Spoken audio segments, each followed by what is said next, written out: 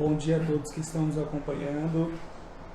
Muito obrigado pela presença de vocês nessa sexta-feira de sol. Olha só que dia legal que está fazendo lá fora. 9 horas da manhã, um bom horário para a gente começar o dia falando nesse tema que é um pouquinho cabeludo, mas que graças às habilidades aqui do Matheus a gente vai destrinchar muito legal, vai responder as dúvidas que vocês colocaram para a gente na pergunta lá nos stories e vai falar também sobre outras questões interessantes relativas a imposto de renda que o Matheus está trazendo para a gente. Lembrando que o projeto Conversa Fiada é um projeto completamente gratuito, né? Tem o intuito de trazer conteúdo, tem o intuito de conversar com todos vocês sobre diversos assuntos que eu considero particularmente bem interessantes, né? 3 assuntos que para mim fazem parte não só do meu dia a dia, do meu trabalho, mas fazem parte da minha vida como pessoa, que são direito, música e português, a língua portuguesa, também intrinsecamente ligada ao direito, à língua portuguesa e, por que não, a música. E a gente fez a primeira live com o Gabriel sobre música, sobre composição, que foi muito legal. Quem puder, confere no IGTV o vídeo. Já iniciamos a nossa página também do Instagram do Conversa Fiada e a página do YouTube do Conversa Fiada também, que já tem o vídeo do Gabriel, e eu vou lançar alguns outros vídeos além desses vídeos de live que a gente está gravando aqui. Então esse projeto tem essa intenção de conversar com pessoas muito gabaritadas sobre esses 3 temas interessantes. E hoje, especificamente, dentro da área de direito, nós vamos conversar sobre imposto de renda com o Matheus. Então vou abrir aqui a palavra para ele conversar um pouquinho com vocês, falar o bom dia, se apresentar e para a gente começar a conversar sobre o assunto. Bom dia, Matheus. Bom dia, pessoal. Tudo bem? Espero que todos estejam bem em casa, em isolamento, né? Muito importante isso nesse momento que a gente está vivendo. E justamente nesse contexto de pandemia, eu acho que é importante a gente falar um pouquinho sobre imposto de renda, né? Apesar das prorrogações que estão acontecendo, a data limite para a declaração está chegando, né? E é sempre, apesar de se repetir todos os anos, é sempre um assunto muito em alta, né? Um assunto muito importante, gera muita dúvida, as pessoas sempre precisam de um pouco de auxílio, porque apesar de cada um tem que fazer o seu próprio imposto de renda, imposto de renda da pessoa física não é simples de forma alguma, né? É sempre uma questão que é um pouco difícil, principalmente a depender dos detalhes da tributação e da vida pessoal de cada um. Mas, na medida do possível, vamos tentar responder as perguntas e deixar todo mundo mais tranquilo, né? Isso aí. Pessoal, até para facilitar, para não ficar mexendo a câmera de um lado para o outro, como esse vídeo de hoje tem uma particularidade em relação à live do Gabriel, que o Matheus é meu sócio, está aqui do meu lado, trabalha comigo diariamente, então a gente está aqui do lado, então eu vou direcionar a câmera mais para ele, né? Eventualmente eu volto aqui para mim quando eu for fazer uma pergunta, alguma coisa um pouco mais demorada, mas para perguntas mais simples eu vou direcionar a câmera exclusivamente com ele. A gente já anotou as perguntas que vocês fizeram quando da publicação dos stories, mas fiquem à vontade para fazer novas perguntas aqui também nos comentários. E é isso. Então vamos começar a falar sobre imposto de renda. E um pouquinho antes da gente falar sobre imposto de renda, vamos começar a falar com o Matheus, conhecer o Matheus. Ele já se apresentou para vocês, já deu bom dia, mas vamos conhecer o Matheus, advogado, por que ele decidiu pela área, como que foram as escolhas, como é que foi a trajetória dele até aqui. Matheus, conta pra gente como que você decidiu pela advocacia, pela área do direito. Olha, eu decidi fazer direito já na reta final do ensino médio, pouco antes de prestar vestibular. E eu acho que eu escolhi a área justamente porque ela tinha afinidade com as matérias que eu gostava mais na escola, né? Gostava muito de história, geografia, filosofia, português. E aí, colocando aí o denominador comum, eu acabei escolhendo direito e eu acho que foi uma escolha acertada. Tive momentos muito bons durante a minha graduação, encontrei a área que eu gosto. Gosto muito de atuar, principalmente escrevendo, criando. Eu acho que dentro do direito a gente tem um campo muito fértil para a criação de conteúdo e construção dentro da nossa sociedade. E mais especificamente em relação ao direito tributário, eu acho que começou por acaso.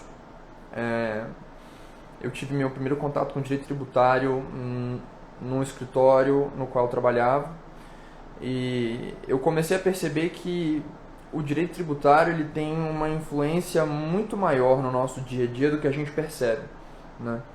Porque a gente não vê o que acontece a esse respeito, como são apurados os tributos, quais as consequências que eles têm na nossa vida, mas são várias, né? Tributo afeta a composição de preço, tributo afeta a economia, tributo afeta as próprias relações que a gente tem uns com os outros. Então eu acabei escolhendo essa área justamente porque é muito complexa, muito vasta, e a gente hoje precisa de profissionais qualificados para conseguir fazer essa parte do nosso sistema constitucional funcionar direito, né? O Brasil hoje ele é o país no qual mais se gasta tempo e recurso para saber quanto imposto se deve pagar. E isso são dados oficiais do Banco Mundial. Existe uma pesquisa que fizeram em que o Brasil foi indicado como o país no qual é mais caro fazer gestão tributária no mundo, né? Então, trabalhar com isso no Brasil é sempre uma coisa desafiadora, né? E justamente por isso que eu achei muito interessante. Eu acho que trabalhar com essa matéria é uma forma da gente ajudar os outros, né? E, de certa forma, tornar a vida dos outros um pouco mais eficiente. Excelente. Matheus, conta pra gente, dentro dessa área tributária pela qual você decidiu ingressar, como é que foi o caminho para quem hoje está se formando, para quem já se formou e tem muito interesse em atuar na área tributária? Qual foi o caminho que você trilhou? Ou talvez qual seria uma dica de estudo, uma dica de atuação que a pessoa possa iniciar na área tributária para conseguir chegar onde você chegou? Olha, infelizmente hoje em dia o currículo de graduação em matéria de direito tributário ele não é suficiente, né? Eu durante a minha graduação eu comecei a trabalhar em escritórios de direito tributário muito antes de eu começar a estudar direito tributário na faculdade. Então eu sempre tive que complementar estudando por fora. E aí procurando livros específicos a respeito, cursos a respeito. Então é sempre importante a gente tentar complementar a formação que a gente tem na faculdade com material complementar, né? Livros e cursos dos mais variados. Eu acho que hoje a gente consegue encontrar, principalmente na internet, conteúdo de fácil acesso e de muito boa qualidade. Então eu acho que para o pessoal que quer ingressar na área, tentar sempre estudar o máximo possível e por conta própria mesmo. Não é uma coisa que dentro da faculdade de Direito você vai conseguir achar com fácil acesso, né? A gente precisa arregaçar um pouco as mangas e procurar o conteúdo por conta própria, né? E assim, claro que o conteúdo vem muito mais fácil para aqueles que já trabalham na área, né? Trabalham em escritório de advocacia, de tributário, trabalham em empresas, escritórios de contabilidade, entre outros, né? Mas é sempre um campo muito fértil e tem muita coisa, né? Tem muita coisa por aí pra gente se debruçar, estudar, vale a pena. Legal. Vou ver se eu consigo aparecer aqui no cantinho do vídeo, pelo menos. Acho que não vai dar. Mas, Matheus, conta pra gente então, já falando do tema específico de imposto de renda, qual que é uma característica interessante do imposto de renda? Porque a gente sabe que ele não é um imposto que é cobrado, por exemplo, igual o IPVA, né? Que é só pelo fato de eu ter um carro. Eu preciso fazer essa declaração. Como é que funciona esse procedimento? Como que funciona o imposto de renda? Eu tenho que declarar? Eu não tenho que declarar? Como é que é a sistemática dele? O imposto de renda é um tipo de imposto que no Brasil a gente chama de imposto por homologação, né? O contribuinte ele faz basicamente tudo, a Receita Federal ela só fiscaliza. Isso quer dizer que o cidadão que é obrigado a declarar, ele tem que juntar toda a sua documentação, uma vez por ano fazer a sua própria declaração e colocar lá todos os dados relevantes a respeito da sua renda e do seu patrimônio. Se por acaso tiver algum equívoco, alguma impropriedade, corre o risco dele cair na malha fina. Isso é garantido? Isso é uma certeza? Não, não é. Até porque a gente sabe que hoje a Receita Federal ela fiscaliza por cruzamento de dados e amostragem. Então não é exatamente uma ciência exata, né?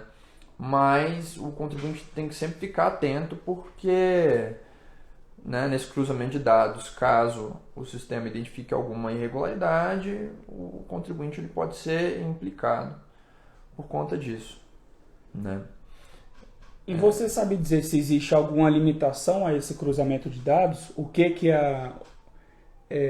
até onde que a Receita Federal pode ir para obter esses dados ou não? Até o momento não existe um estabelecimento desse limite. O que acontece?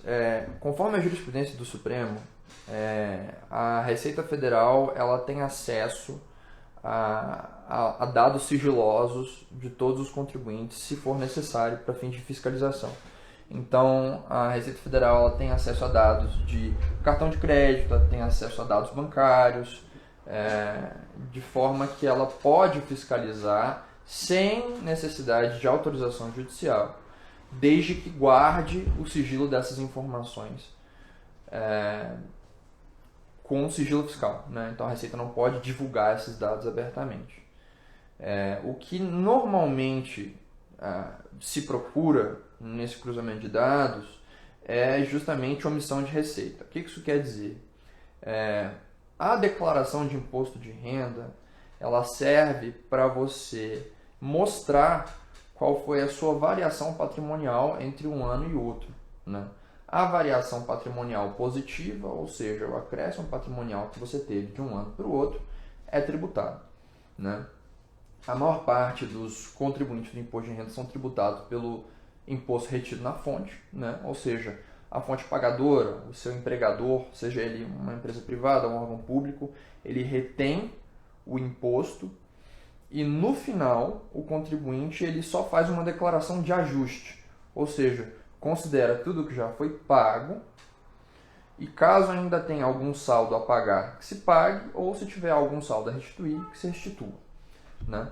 Então, o que normalmente é pego no cruzamento de dados é a variação patrimonial positiva que não foi declarada, né?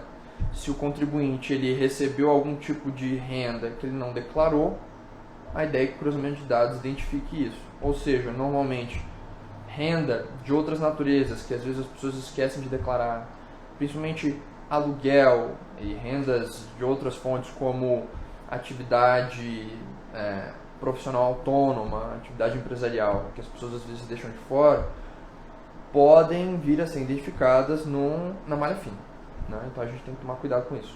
Entendi. E deixa eu ver se agora eu consigo aparecer aqui. Vamos lá. Pode voltar aí. Voltei. Pronto, agora eu acho que eu consigo aparecer aqui. E você também.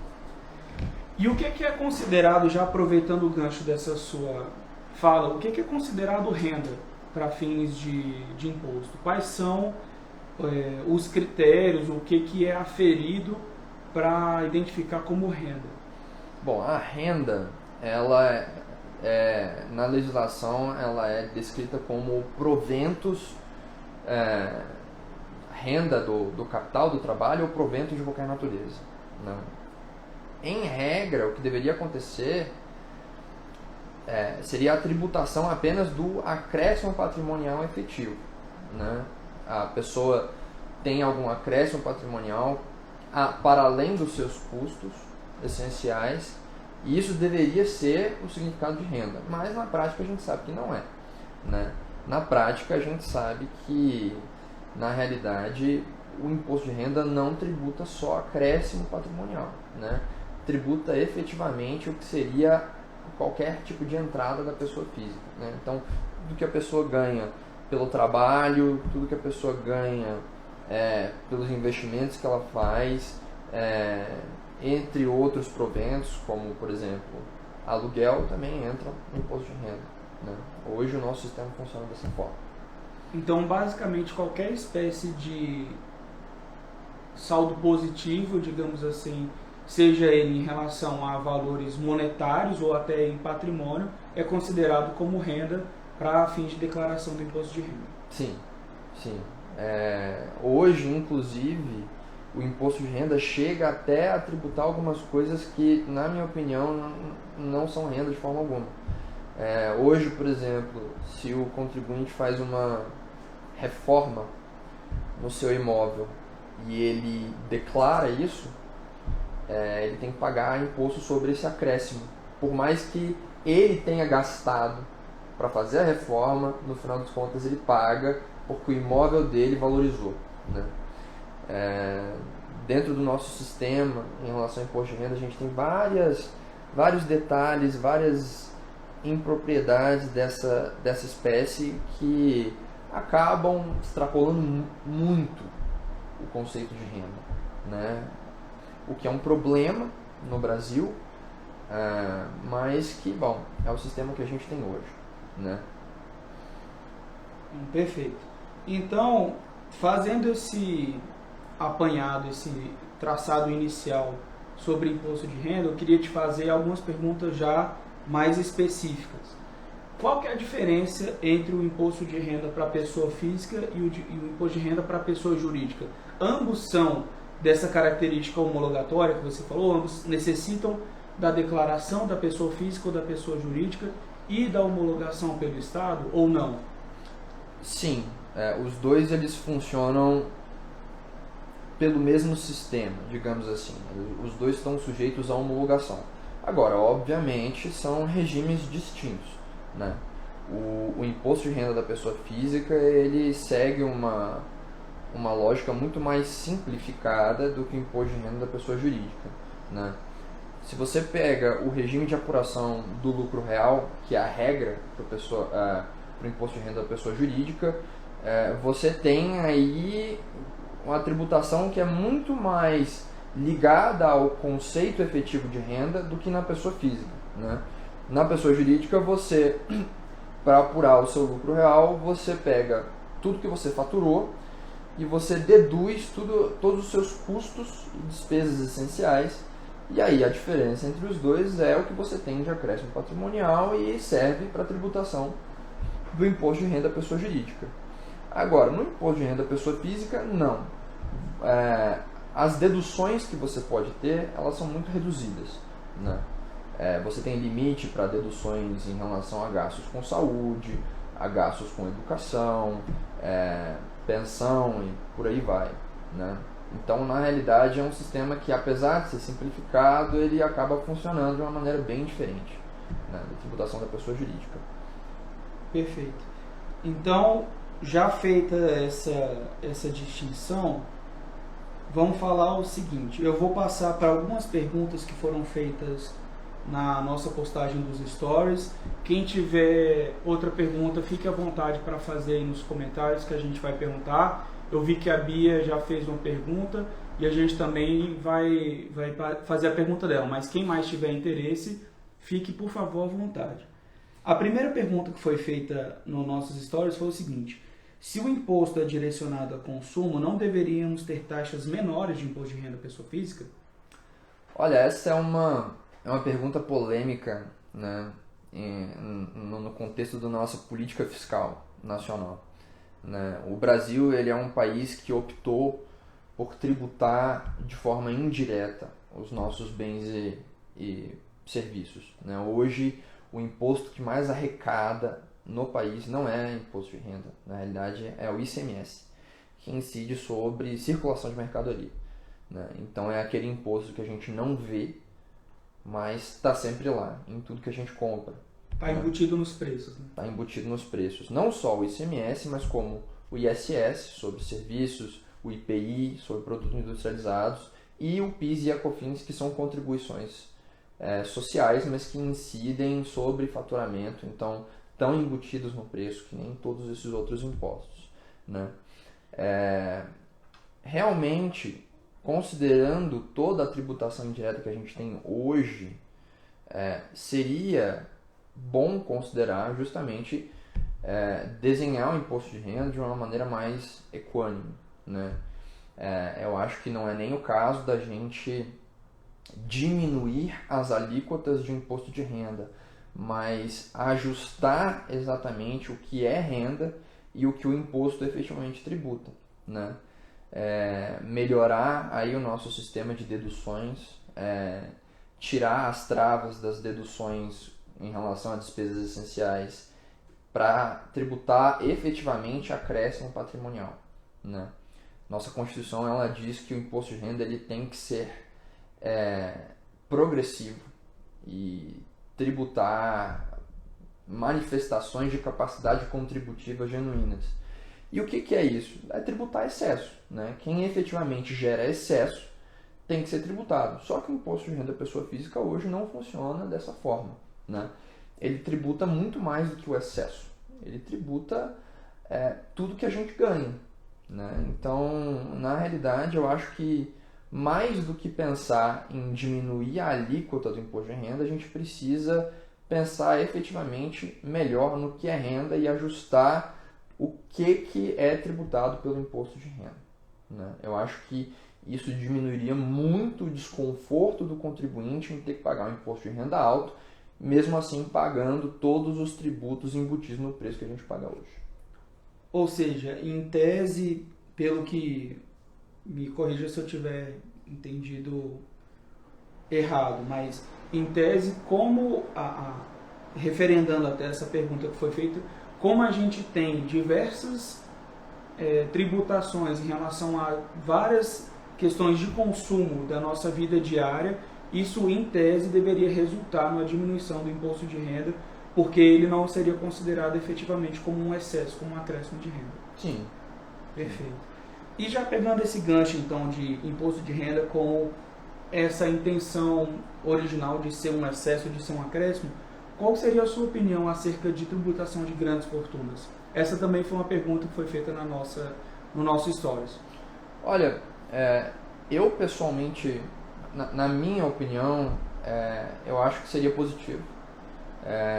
Hoje, a matriz tributária brasileira ela é muito regressiva, ou seja, você tem proporcionalmente uma tributação muito maior nas faixas mais baixas de renda do que as faixas maiores.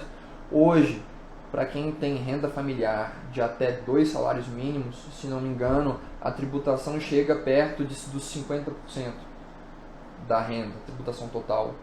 Enquanto que quem tem renda familiar acima de 20 salários mínimos, essa tributação está aí na casa dos 20 e poucos por cento, né? Então, na prática, o sistema tributário brasileiro ele é extremamente injusto, né? O imposto sobre grandes fortunas seria um mecanismo interessante para a gente tentar equalizar isso um pouco mais, né? E assim, a forma com a qual ele pode ser desenhado, ele afetaria muito pouco as efetivas grandes fortunas tributadas. Seria uma alíquota muito pequena, né? Mas teria uma arrecadação interessante. Então seria um bom instrumento justamente para a gente trabalhar redistribuição de renda, né? Mas é sempre uma ideia muito polêmica, né? Até porque, bom, é muito difícil você convencer o contribuinte a aceitar pagar mais imposto. Por mais que esse contribuinte tenha excedente para poder pagar, o tributo ele atinge o órgão mais importante do ser humano, que é o bolso, né? Então é sempre uma conversa muito difícil, mas na minha opinião é uma boa opção. Com certeza. E ele estaria de uma certa forma ligado a esse objetivo inicial de estar vinculado aos excessos, né? Sim, com certeza. Partindo agora para perguntas bem específicas que foram feitas no nosso Stories e na nossa live, foi feita uma pergunta aqui que eu particularmente não faço a menor ideia de como responder, porque eu não sou da área, mas você que é da área com certeza vai ter muita tranquilidade em responder. A Bia perguntou: disponibilidade econômica versus disponibilidade jurídica. Discorra sobre o tema, porque eu não sei nem o que perguntar. Essa pergunta foi pegadinha. Essa pergunta foi para me pegar desprevenido, né? O que acontece? Isso é uma discussão mais relevante para imposto de renda pessoa jurídica, né? Mas de forma geral, disponibilidade econômica quando você tem o recurso à disposição efetivamente, né? Ou seja, você tem acesso àquele recurso, pode vir a ter acesso àquele recurso. Por exemplo, quando o contribuinte ele efetivamente recebe alguma quantia, a quantia é depositada na conta dele, ou ele consegue movimentar. Agora, disponibilidade jurídica já é no sentido de que o contribuinte ele pode vir a ter acesso, né? Por exemplo, um contribuinte ele é sócio de uma empresa que ao ferir o lucro tem um determinado resultado, então em tese ele teria disponibilidade jurídica sobre aquele recurso que está na empresa da qual ele é sócio. Isso afeta muito hoje questão de tributação internacional, porque a depender do caso o contribuinte brasileiro ele pode ser tributado pela disponibilidade jurídica de renda, o que obviamente não é a mesma coisa que disponibilidade econômica. Então a discussão quando a gente tributa a disponibilidade jurídica, a gente está tributando renda efetivamente, né? A gente pode considerar a disponibilidade jurídica renda efetiva. O contribuinte ele chegou a receber algum tipo de entrada, um acréscimo patrimonial que justifique a tributação pelo imposto de renda? Essa é a pergunta, né? Hoje em dia é feito dessa forma. Sim. Então é como se tributasse, se eu estiver falando besteira, você me corrija. É como se tributasse um direito ao recebimento de uma renda futura. Exato. Mais ou menos isso. Exato. E isso hoje em dia é aceitável e é realizado com tranquilidade pela nossa Receita Federal.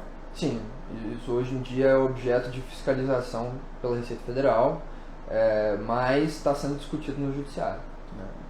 E essa questão, por se tratar de um imposto por homologação, como você ressaltou, em que a pessoa precisa declarar e a Receita Federal depois confere aspecto de legitimidade ou de incorreção a essa declaração feita pela pessoa.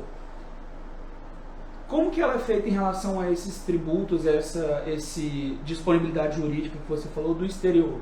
Porque aqui no Brasil eu consigo visualizar com uma certa facilidade uma busca e uma integração que a Receita Federal possa ter, talvez com as juntas comerciais, e vincular essas informações. Mas e no exterior, como é que funciona isso? O contribuinte ele é obrigado a declarar, né, não só a renda auferida pela pessoa jurídica aqui, mas como também todas as participações societárias, todos os ativos que ele tem, incluindo receitas auferidas no exterior. É uma obrigação acessória que o contribuinte brasileiro tem e que tem que ser cumprida. Então a Receita Federal hoje ela tem instrumentos para poder fiscalizar esse tipo de coisa. O problema no final das contas sempre é o que a gente considera ou não renda, né? Perfeito. Não, excelente. Bom, ainda bem que o Matheus sabia responder essa pergunta super difícil, que eu não sabia nem como perguntar. Então vamos para uma pergunta mais fácil até. Sou MEI, preciso declarar? E aí, se você quiser também falar de aspectos específicos do imposto de renda vinculado a MEI, fique à vontade para discorrer sobre o assunto. O MEI,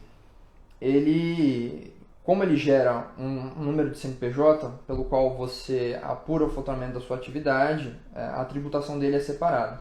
Só que, por mais que a tributação dessa receita do MEI seja feita em apartado, a pessoa física, se ela tiver dentro de algum caso de obrigatoriedade de declaração, ela precisa declarar. No caso, se a pessoa recebe uma renda de MEI que supera os 40 mil reais, isso para esse ano, mesmo que essa renda seja isenta de tributação, essa pessoa precisa declarar, né? A declaração do imposto de renda ela não está diretamente ligada à tributação pelo imposto de renda, né? Todo mundo que é obrigado a declarar imposto de renda tem que declarar e pode tomar multa se não declarar, mesmo se não tenha saldo de imposto a pagar no final, tá? Então, por mais que a pessoa receba a distribuição do lucro do MEI, ela precisa declarar se for o caso, tá? Se ela estiver acima do limite mínimo, ela precisa declarar. E se ela estiver nessa situação que você falou, em que as características da pessoa física também a obriguem a fazer a declaração, então ela vai ter que fazer duas declarações. Uma como MEI e uma como pessoa física, é isso? Exato. Perfeito. E no caso do MEI, a pessoa ela pode manter o registro de livro caixa, né, que é bem mais simples, ou ela pode manter uma escrituração contábil fiscal, né, que aí já é um pouco mais complicado, um pouco mais caro, tem que contratar um contador, mas vale mais a pena porque se o MEI tem uma escrituração contábil fiscal, tudo que for efetivamente lucro, tudo que não tiver sido tributado no MEI, ele pode receber como distribuição de lucro, está isento de imposto de renda na pessoa física. Agora, se ele não tem escrituração contábil, a parcela isenta da renda é até o que a gente chama de lucro presumido, né? A faixa do lucro presumido da pessoa jurídica. Ou seja, você pega o percentual de presunção de lucro previsto pela legislação federal para serviços, que é 32%, você aplica sobre o seu faturamento do MEI, esse vai ser o limite da renda isenta que você vai receber na sua pessoa física. Se por acaso o que você receber do MEI seja mais do que isso efetivamente, esse excedente vai ser sujeito ao imposto de renda da pessoa física. Legal. Matheus, obrigado. A gente já está se encaminhando aqui para o final. E antes de passar para a pergunta mais descontraída, mais conversa fiada mesmo da nossa live, eu queria te fazer uma última pergunta. E se alguém mais tiver alguma dúvida, fique à vontade para falar. A gente pergunta aqui para o Matheus. Houve alteração recente na data final de declaração de imposto de renda. E eu queria que você comentasse sobre isso e sobre algum possível impacto ou não que isso possa ter gerado em relação às datas de restituição. Porque o que mais interessa para o brasileiro, especialmente nesses tempos de pandemia, é saber quando que ele vai ter o imposto dele de volta, né, o excedente do imposto dele de volta. A Receita Federal ela prorrogou a data limite para a declaração do imposto de renda, né, do final de abril para o final de maio. Foi a mesma coisa que aconteceu no ano passado. Agora, foi para a sanção presidencial um projeto de lei que vai prorrogar ainda mais, né, se eu não me engano, para o final de julho. Só que foi feita a ressalva de que isso não vai afetar o calendário de restituição do imposto. Tá?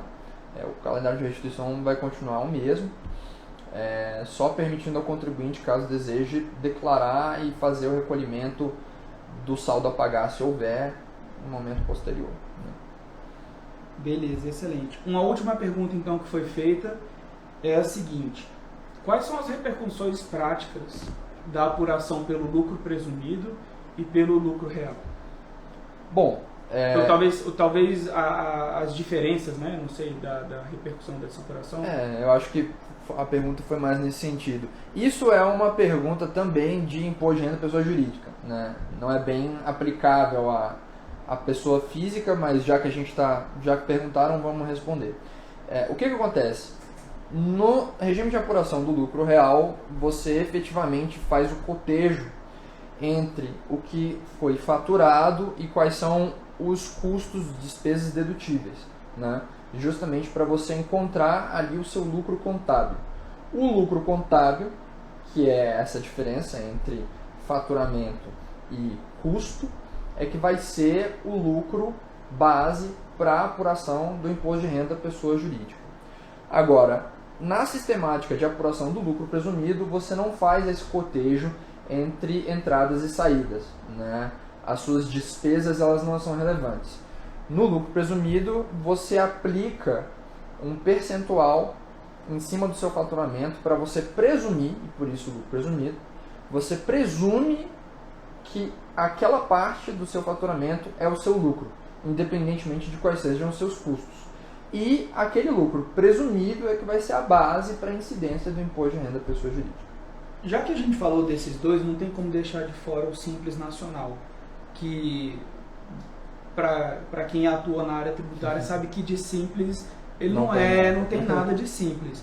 Então, explica pra gente, já aproveitando esse gancho, qual que seria a diferença então desses dois para o regime de apuração do Simples Nacional, que até onde se tem noção é o regime tributário que a maior parte das empresas do Brasil está enquadrada.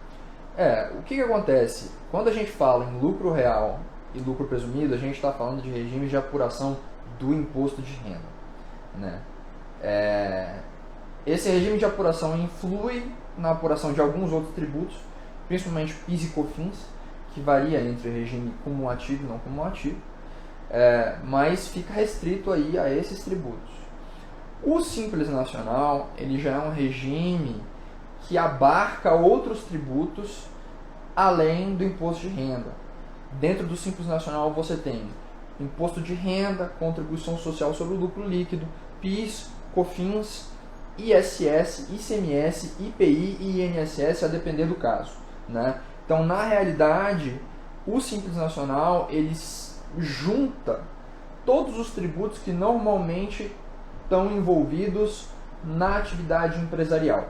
Óbvio, tem tributos que estão fora, mas os principais estão todos dentro do Simples Nacional, o que facilita muito a vida do empresário e diminui muito o custo fiscal incidente sobre a operação, né?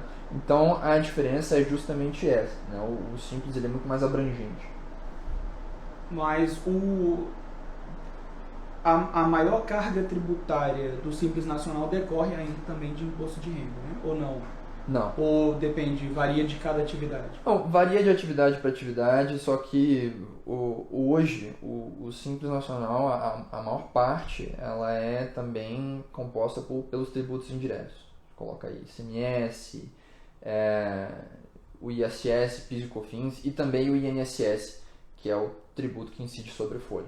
Perfeito. Né? Matheus, eu queria te agradecer pela sua presença hoje. Queria agradecer a todos que estiveram conosco até esse momento. E antes da gente encerrar, não tem como eu deixar de fazer uma pergunta a estilo conversa fiada, que é a seguinte, Matheus. Se você tivesse que dar uma cantada numa pessoa com base em algum imposto, em alguma taxa, em alguma contribuição, qual que seria essa cantada? Como é que você faria essa cantada aí? Eu vou usar a inspiração do meu sócio. Eu falaria assim, não sou imposto de renda, mas estou me declarando para você. Sensacional. Muito obrigado pela presença, Matheus. Muito obrigado por ter falado sobre esse tema tão complexo, de forma tão tranquila e tão elucidativa. Obrigado novamente a todos que estiveram com a gente hoje. A gente sabe que esse tema não se esgota de forma alguma nessa breve conversa, nessa breve live de hoje, mas o objetivo era trazer um pouquinho da experiência do Matheus, do conhecimento dele a respeito do imposto de renda, para conversar com vocês um pouquinho mais sobre isso. Matheus é especialista em direito tributário, pelo IBET, né? Tá finalizando, né, a especialização, tem mais de, 3, 4, 5 especializações aí que ele já está iniciando e fazendo. O Matheus é o cara mais estudioso aqui do nosso escritório, de fazer um monte de cursos, de artigos e trabalhos, e atua numa área que é realmente uma área muito complexa, mas que ele faz isso com uma simplicidade de quem conhece como a palma da mão. Então, se vocês tiverem qualquer outra dúvida a respeito de tributário, não só de imposto de renda, por favor, procurem o Matheus. Ele está aí à disposição para sanar essas dúvidas. E muito obrigado para vocês aí que nos acompanharam até agora. Desejo uma ótima sexta-feira, um ótimo final de semana e nos vemos mês que vem.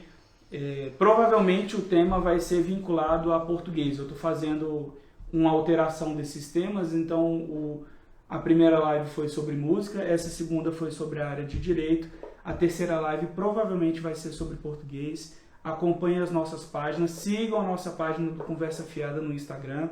Eu quero transferir as nossas lives e todo o nosso conteúdo diretamente para lá. Então, se possível, comecem a curtir e acompanhar a página. Vou deixar para o Matheus aí para finalizar o agradecimento e desejo a todos um ótimo restinho de semana. Até mais, pessoal. Bom dia. Grande abraço.